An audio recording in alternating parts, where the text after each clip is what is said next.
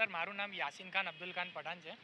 હું 2018થી હમણાં સુધી 6 વર્ષથી કામ કરી રહ્યો છું. સર, હવે હાલ સમસ્યા એ છે કે અમારા ફિલ્ડ પર કેટલા રાઇડરો 70% રાઇડરો વડોદરામાં એવા છે જે લોકોને સમસ્યા પેઆઉટથી લઈને ઘણી બધી છે, જેનું કોઈ FM દ્વારા નિવાકરણ કરવામાં આવતું નથી. અગર નિવાકરણ કરવામાં આવે બી છે તો જેમના નંબર સેવ છે એ લોકો ફોન ઉઠાવે છે.